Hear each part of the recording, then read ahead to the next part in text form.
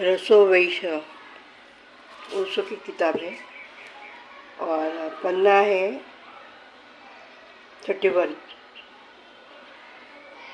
तो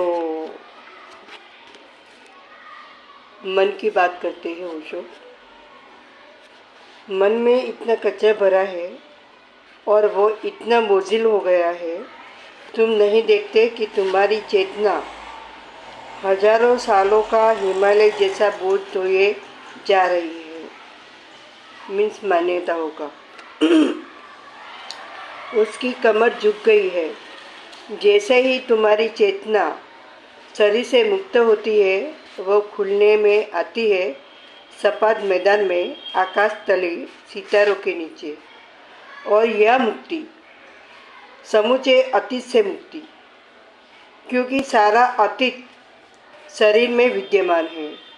मस्तिष्क में चेतना सदा नवीन होती है, लेकिन क्योंकि तुम्हारा शरीर से तादात्म्य होता है, तुम सोचते हो कि कभी तुम जवान हो और फिर कभी तुम बूढ़े हो और फिर एक दिन तुम मर जाने वाले हो। यह तुम्हारा शरीर से तादात्म्य है जो सारे उपद्रवता का जड़ है, वो पैदा करता है। ये बात आचार्य प्रसन्न भी कहते हैं कि जो हमारी प्रकृति है, हमारा जो शरीर है, वही सब उसमें वासनाएं, मान्यताएं और जो से रिवाज है, संस्कार है, हमने जो सबने कहा कि ऐसे ऐसे करना है, ऐसे ऐसे करना है, मंदिर जाना है, फिर तुम्हारी ये इच्छा फलित होगी, वो होगी। मतलब में हम जो आनंद या खुशी ढूंढते हैं वो बाहर ढूंढते, अपने मन के अपने भीतर नहीं ढूंढते। अपने मन को भी हम नहीं जानते कि सचमुच में मन क्या। हाँ, शरीर को भी हम पूरा नहीं जानते कि कभी हमको भूख लगती है, कभी उसको वो होती है, उसकी तरफ भी हमारा ध्यान नहीं होता है। मतलब में हम यंत्रवत जीते हैं, है ना। तो उसके प्रति भी जागरूक होना है और मन के प्रति भी।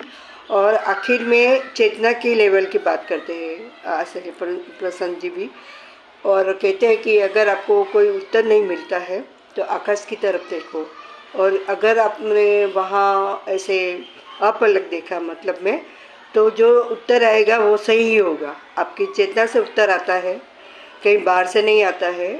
अपना आत्ममंथन करना पड़ता है।